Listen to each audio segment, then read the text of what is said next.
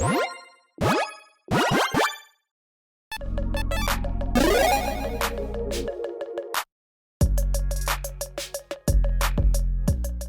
everyone, Mitch coming in for the Commander Score Studio. Welcome to the show. Now, if I sound just a little different today, it's because I lost my voice over the past couple days. It is getting better, but it's still not quite there. That being said, this episode is not about my voice and how it is partially lost at this point. It is about an incredible secret commander. That's right, this deck is built around a commander that is actually not legal because, well, we have to use it in 99, and it's actually an incredible card to build a deck around. So we're going to be utilizing another commander, but we're going to secretly be going and getting that card and utilizing it very, very well. So, first up, let's jump into the actual commander of this deck, a legal commander with Kyodai, Soul of Kamigawa. A 3/3 Dragon Spirit with Flash and Flying that costs 3 and a white. When it enters the battlefield, another target permanent gains indestructible for as long as you control Kyodai. And by paying Wooburg, it gets +5/+5 until end of turn. Now, Kyodai is not what our deck is focused on. That being said, Kyodai can help us with our game plan. First of all, hey, Flash Flying, nice 3/3. Yeah, we actually can utilize, that evasiveness in a really, really interesting way with this commander, or secret commander, I should say. And again, by being able to pump it too, that can really come in handy as well. On top of that, this is a great way to, again, maybe flash this in to protect something. Again, indestructible as long as this is in play, so we can actually protect, a key piece, maybe like our secret commander. So again, while this deck isn't built around this commander, it is actually built around the secret commander. This one can help us out with our plan and help our secret commander kind of like as a sidekick kind of in a way, even though it is the actual commander. And also with that, this is a very budget-friendly commander at 18 cents. And on top of that, again, every single card in this deck, I will say outside of the secret commander, is less than $1 like my other deck techs. And the secret commander is maybe a little bit outside of that $1 range. That being said, the total budget for this deck, according to Moxfield, is $35.70. So again, still very budget-friendly, even with that secret commander price tag in there. We'll get to that here in a little bit. And yeah, make sure you keep in mind that that cost does not include the cost of basic lands, which you might be able to just get from your friends, get from your LGS, maybe just go buy them on bulk online. They're not really that expensive at all. And also, that does not include the cost of shipping, so keep that in mind as well. That being said, you might be able to save even more on that price tag by buying this deck on TCG Player and utilizing heavily played and damaged cards, which of course need home too. So when you get this in your cart, make sure that you are optimizing your deck in that way. And yeah, if you are interested in this deck, make sure you check out that deck list link in the description below. And now for the moment that you've all been waiting for, though, let's jump into the first tactic, which I am calling, of course, the Golden Pig, where we talk about the Golden Pig, which is, of course, our secret commander. And the secret commander, the Golden Pig of this deck, is Invasion of Ikoria. Well, kind of. We'll talk about both sides of this card, but the front side is great. And yeah, as you can see, the price tag for this card, $11.04. Yeah, this card is quite expensive. It is quite good. And yeah, that is contributing a lot to the price tag of our deck. But again, still budget friendly, thanks to, the cost savings on all the other cards. Invasion of Ikoria is a great battle siege that costs X green. Enters the battlefield, search your library and or graveyard for a non-human creature card with mana value X less put on the battlefield. So that is a huge effect, a great tutor for us. Again, non-human, yeah, we can build this deck to ensure that we're taking advantage of a lot of non-human creatures, and there are a lot of fantastic ones in this deck. Basically, great way to tutor out any creature from either our library or our graveyard. So this can be incredibly impactful. That being said, this does have 6 defense counters on it, and we are actually really focused on the backside, so we really want to make sure we can take that out. We've got a couple creatures that can help with that, or also, again, our commander is evasive, having flying. And again, this, can be, either 2-shot by our commander because it's a 3/3, or 1-shot if we can pump our commander with that Wooburg activation. So keep that in mind. If you want to take it out in 2, want to take it out in 1, you can with your commander. And yeah, just give it to the player that, doesn't have any flyers. The chances are pretty likely that at least one of our opponents will not have any flyers, so we can get through on them. That being said, the key to this card, though, is the backside. Let's flip this over. Zilortha, Apex of Ikoria.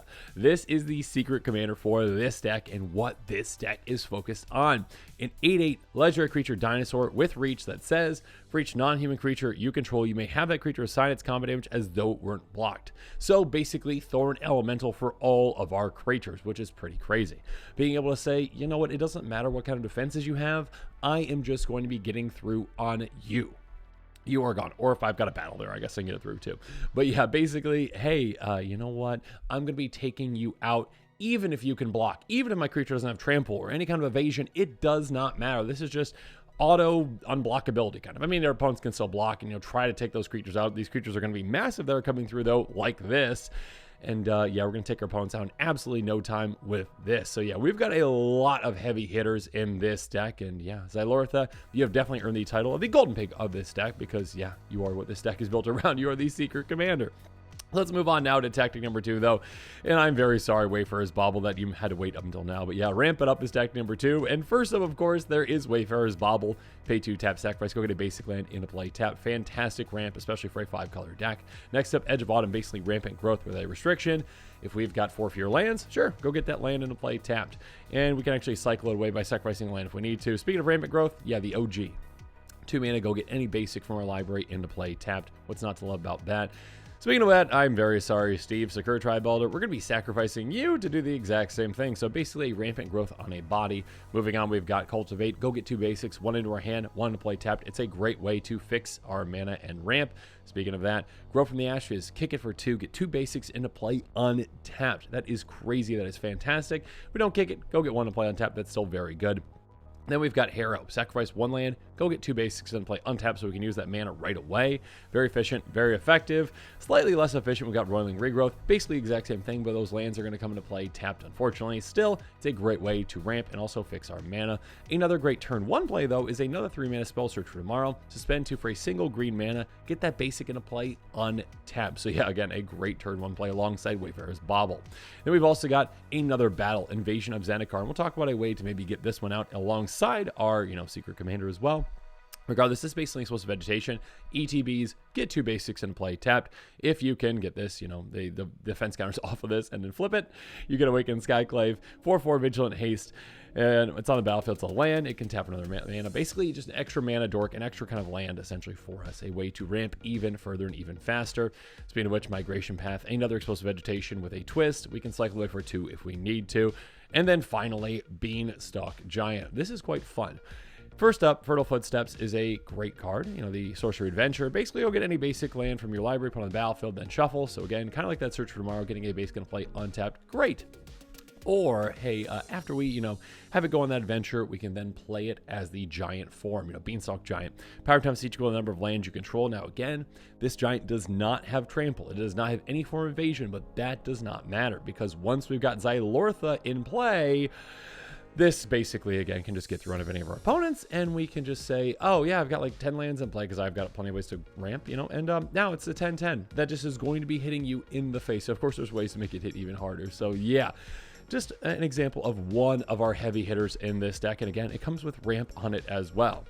Now let's move on to tactic number 3, though, because we need to talk about some ways to actually go and get our, invasion of Ikoria. We need to be able to get our Secret Commander out. So first up, we've got Dimir Infiltrator. We're going to start the party off with this one, a 1/3 spirit that is unblockable, but we're never probably going to actually play it this way. We can transmute it away for 1 blue-black. And discard it and go get any card in our library that costs 2, which of course our Secret Commander does, so go do that. Same thing with Shred Memory. This one can be effective against certain mill decks.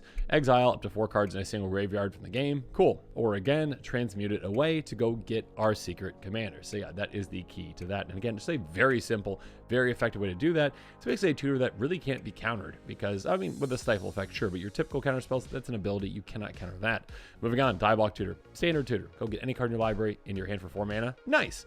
Mythos of Brokos. This one's really, really good with this kind of a commander. Basically, it's 4 mana, but if blue-black was spent to cast it, search for a card, put that card in your graveyard, then shuffle your library, return up to 2 target permanent cards from graveyard to your hand. Basically, again, our Secret Commander is obviously a permanent. Utilize those colors to spend that correctly, so you can actually go get that, get in your graveyard, get it back in your hand, or if Zilortha has been dealt with, get it back out of your graveyard, back to your hand, so you can get things going again. When it comes to our tutors, though, one of my favorites has got to be Begin the Invasion.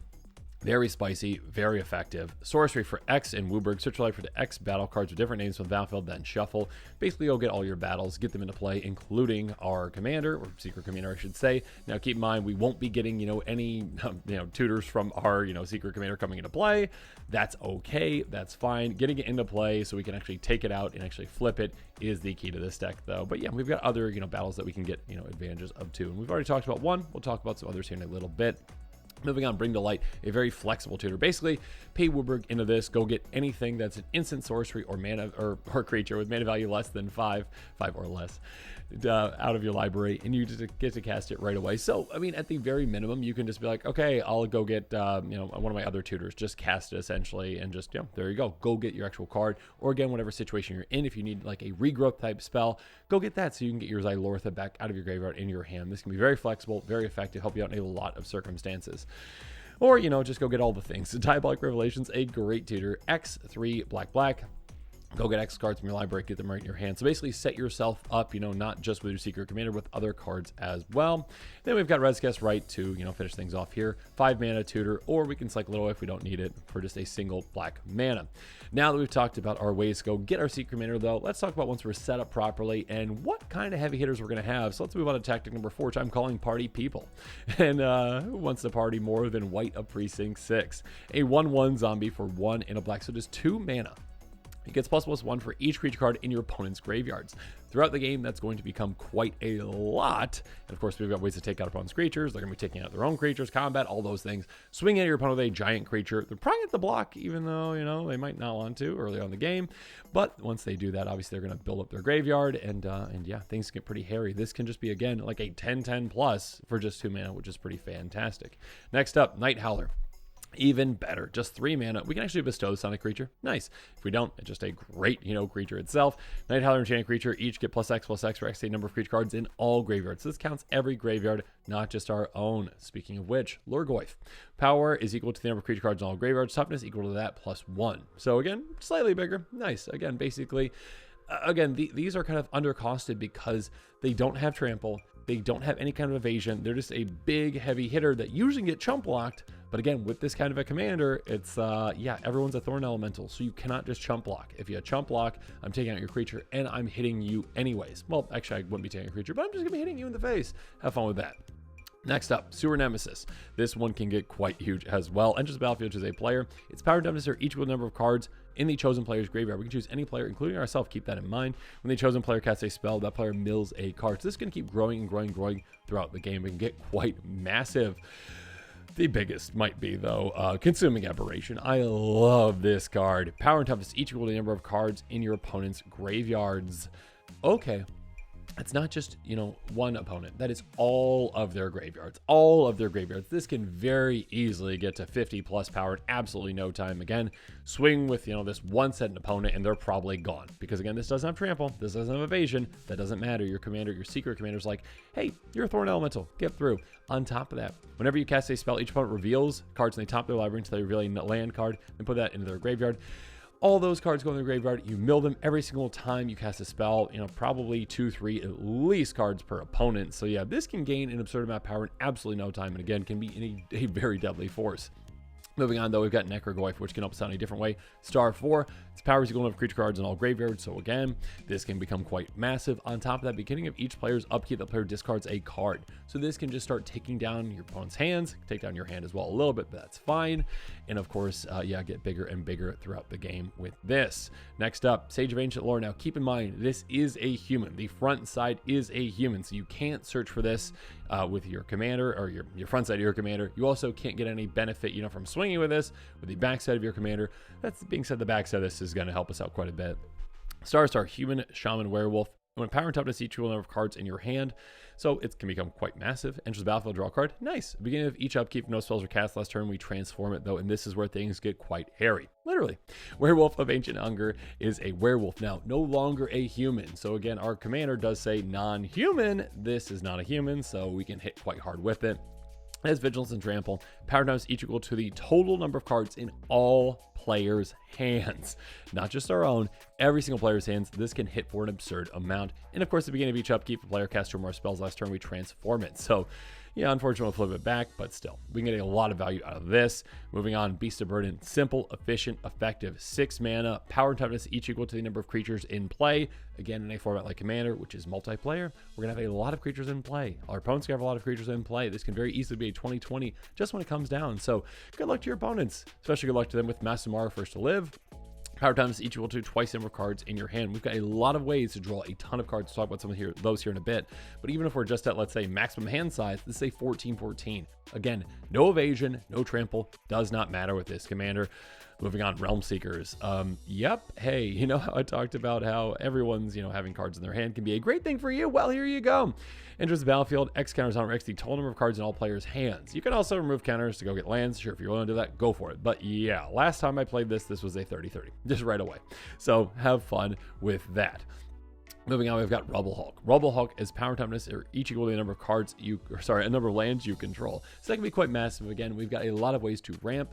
We can also Blood Rush this away though. And when we do that, we discard it and target attacking creature gets +X/+X until on turn X number of lands you control. So this can be a great way to surprise take someone out. If you're like, okay, yeah, I'll be fine. You're swinging at me with 20 total power. I'm at 30. I'm fine. Blood Rush it out. For 10 or whatever the amount of lands you have, and that player just might get taken out right then and there. Next up, though, maybe the heaviest hitter. We've got yet another one, I guess, that's basically the same thing. Power toughness equal number of life. Power toughness equal to your life total. Gross. I can barely say it just because it's so gross. Because, hey, if I've got more life than you and I swing at you, you lose. That's basically it. That is basically the calculation that you are making because, hey, it doesn't matter if you block. It's going to get assigned to you. You're going to be gone. On top of that, if it's going to be put on a grave from anywhere, you shuffle into its orange library. So that can just be a nice way to get it back later on, potentially. And then we've got Soul of Eternity, basically the exact same thing. Power damage equal to your life total, basically. And we can also encore this back out. So this can just be a one-shot KO on every single opponent. If you've got the most life and you encore this out and swing with this with the Zilortha in play, basically it doesn't matter what your opponents are doing. Unless they can, take out those creatures that are swinging at them, even if they block, they are gone. So this is a crazy good card. And then finally, we've got Primeval Protector. It does cost 11 mana. It is a 10/10, but basically you're going to pay, a single mana for this. It costs once to cast for each creature opponents control. So again, basically a single mana for a 10/10. Enters the battlefield. On top of that, you get a counter on each creature you control. So hey, make them hit even harder. Have fun. Now we're not quite done with our creatures just yet that are our heavy hitters. We're going to move on to tactic number 5, where I'm calling Adjust and Adapt, because we've got some creatures that can grow over time quite a bit. First up, there's Scoop Mob, a really cute little bug that costs a single mana, and it's a 1/1. But at the beginning of our upkeep, we control 5 more lands. We get 4 counters on it. This can get massive in no time. Again, we have got plenty of ways to ramp, plenty of ways to get a lot of lands into play. And essentially, it's going to go, one turn around, it's going to be a 5/5. The next turn, it's going to be a 9/9. Then 13/13. This little 1 mana card can hit incredibly hard and can be game ending for our opponents. Next up, Mana Gorger Hydra does have trample. That's nice. We can, just assign the damage over the creatures as well, or you can assign it all depending on the situation. A 1/1 with trample that just costs 3 mana. Whenever a player casts a spell, we get a counter on it. That counts every player, including ourselves. If again, in a game like Commander, we're going to get a lot of counters on this quite quickly. In a very similar way, we've got Forgotten Ancient, a 0/3. Whenever a player casts a spell, put a counter on it. At the beginning of upkeep, you can move those counters to other creatures. So if we want to distribute those creatures, we can. Counters those we can. Or we can keep it all on this one and have it hit incredibly hard. Next up, Freelance Muscle. This one's going to hit basically as hard as anything else is going to be hitting. 4/4 when it attacks or blocks, it gets +X/+X until every turn where X the Grace, Power, and Toughness among other creatures you control. Again, if we've got like Consuming Aberration in play, congratulations, and we have 2 of those in play. We've got plenty of ways to hit incredibly hard, so good luck to your opponents with this in play. And we've got Vulturous Zombie. This can grow a lot throughout the game as well. A 3/3 Flying Plant Zombie. Whenever a card is put in an opponent's graveyard from anywhere, you get a counter on this. That happens quite a bit. So again, if our opponents are, say, even sacrificing an Evolving Wilds, that's going to go in the graveyard. If they're getting milled, if they're milling themselves, if they're discarding cards, if they're casting spells, things are going to be hitting their graveyard. This can get absolutely huge in no time. And last one in this tactic, speaking of which, Hamletback Goliath. Oh my gosh, 6/6 Giant Warrior. Whenever a creature enters the battlefield, you may put X counters on this or X that creature's power. This counts any creatures, not just your own. And again, you're going to have a ton of huge creatures enter the battlefield. And your opponents are going to have creatures on the battlefield too. And this is just bigger and bigger and bigger every single time. And again, it doesn't have trample, it doesn't have evasion. That doesn't matter. Thank you, Zilortha. Moving on, though, we are not quite done with our heavy hitters just yet. We've got some ways to make a lot of them. Let's move on to tactic number 6, which I'm calling Token Time. Paradox Zone is a great enchantment. Enters the battlefield with a growth counter on it. At the beginning of your end step, you double the number of growth counters on it. Then you create a 0/0 green and blue fractured creature token. You get X counters on it, X number of growth counters on Paradox Zone. Basically, this doubles power every single time for the token that it's making. It's going to start off with 2, then it's going to be 4, then 8, 16. You see where this is going. This can just make us an army that is going to be absolutely massive. But again, the downside of this army is, hey, they don't have trample. They don't have evasion. That doesn't matter against Zilortha. It's like, hey, yeah, Thorn Elementals, have fun. And then finally, we've got Giant Adifage. This is a creature token generating engine on its own, and I love it. 7/7 trampling insect for 7. When it deals combat to a player, you get a token that's a copy of it. Now again, it's a 7/7 trampler. Usually that's enough to get through an opponent, but again, your opponent might be like, okay, I'll block with everything, and they'll stop you from getting the extra token because you can just keep basically getting more and more copies of this and get pretty absurd. That being said, again, thanks to Zilortha, we can always guarantee we're getting damage through, so we can just make a massive army of massive insects in no time. So have fun with that. Next up, though, hey, you want to hit even harder? Let's talk about tactic number 7, Double Trouble. And we'll start things off with a card that's going to get your opponents into a lot of trouble with Duelist Heritage. A great enchantment. Whenever one of our creatures attack, you may have target attacking creature gain double strike until end of turn. So this is a very good political card. If an opponent is going to be attacking, you're like, hey, you know what? You can attack with that creature, with me if you really want to. But if you attack at someone else, I'll give it double strike. I'll make it hit twice as hard. You're welcome.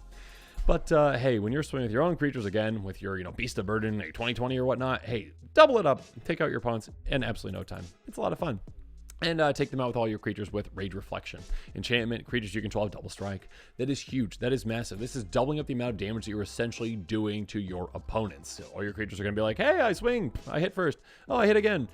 Again, with any of your creatures, essentially, this can easily be a 2-shot KO, maybe even a 1-shot KO, again, with certain ones. So, yeah, your opponents aren't going to stand much of a chance once you're set up properly.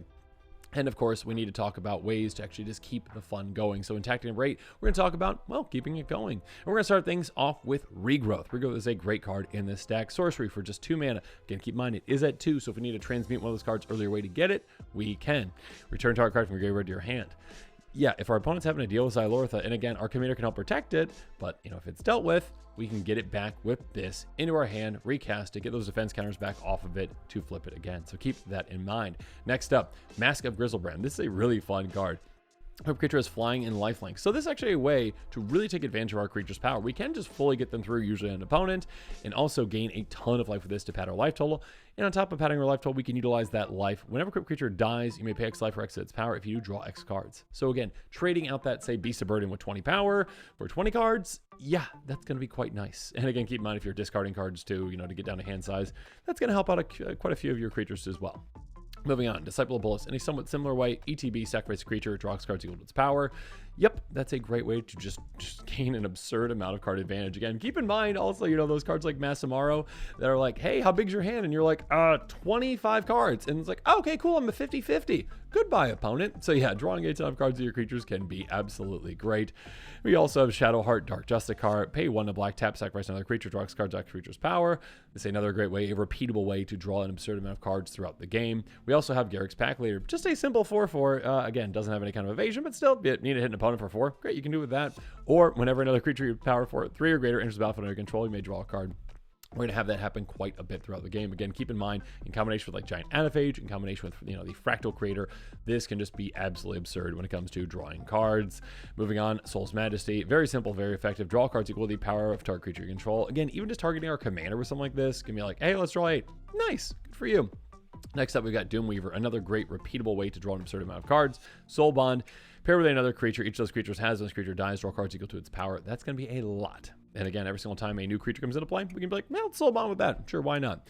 Next up, we've got another creature can help us out. Green Warden of Marasa, ETBs, return a card from your graveyard to your hand, dies, exile it. If you do, return a card from your graveyard to your hand. There you go. Basically a repeatable way to get, cards back out of your graveyard. There you go.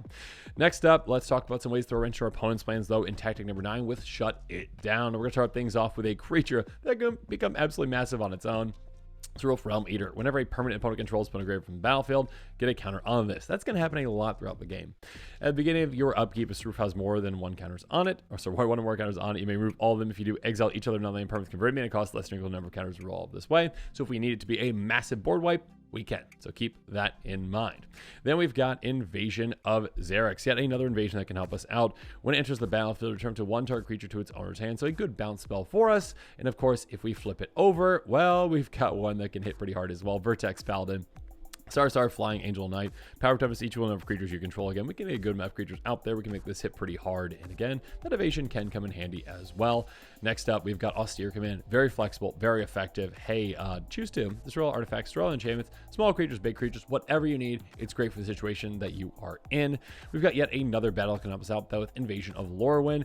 When it ETBs, destroy target non-elf creature the opponent controls with power X or less for X the number of lands you control. Basically, hey, ETB, take out pretty much any creature on the board. That's nice. You flip this over, you get Winnowing Forces, Elf Warrior, Star, power toughness equal the number of lands you control. So again, this can become quite massive as well. So you're like battles that can actually just be removal as well. Some things that can be removal can also be heavy hitters for you. Speaking of which, Kogla Titanite, this is going to help out in multiple ways. 7/6 ETBs, you can fight up to one target creature you don't control, so take something out. And then when it attacks, destroy target artifact or enchantment defending player controls. That's actually really nice. Again, just a great repeatable way to take your opponent's things out. And again, 7 power is not nothing. Being able to just go through a 7 power in an opponent, that's like basically Thorn Elemental, right? So have fun.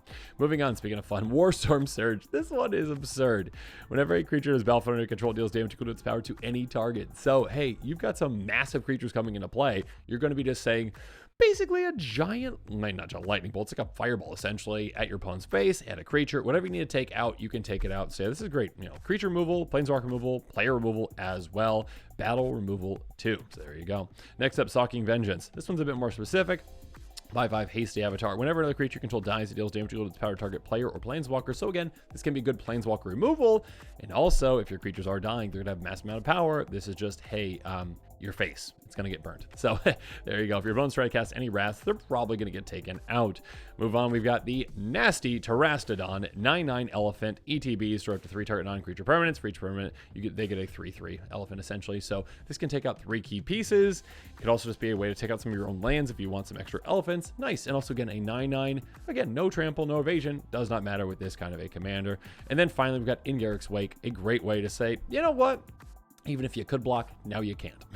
We've got a 9 mana source. Just all creatures you don't control, all planeswalkers you don't control. So a great way to wipe your opponent's boards, a great one-sided board wipe, and a fantastic card for this kind of a deck. But yeah, this I think is a really fun deck. Absolutely love Zilortha. Yeah, it's kind of a bummer that Zilortha is not a legendary creature. Well, it is a legendary creature, but it's not a legal commander because it's on the backside of the card.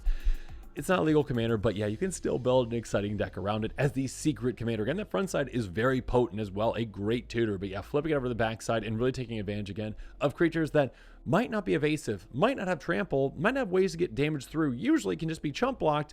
But now with Zilortha, you can. You can say, yeah, my 2020 Beast of Burden now is going to be hitting incredibly hard. You're going to be very, very scared of that one. Yeah, Consuming Aberration, one-shot KO, Sarah Avatar, one-shot KO. This can get quite crazy in absolutely no time. So yeah, I really hope that you enjoyed this episode. Make sure you check out that deck list link in the description below. And of course, as always, thanks again and have a good one. This show and episodes like this one are possible thanks to viewers like you. If you're looking for an easy way to help support this show, make sure that you like, share, and subscribe. Also, hit that bell notification icon so you don't miss any new episodes. You can also go check out our playmats and other merchandise at thecommandersquarters.com. We also have a ton of brand new t-shirt designs in stock, so make sure you check out those as well. Another easy way to support this show is with our TCG Player affiliate links. So whether you're buying a deck or individual cards, you can use this general link right here or one in the description. And the final way that you can support this show is by supporting us directly by becoming a patron. There are many benefits to being a patron, and I truly couldn't do this without all their support.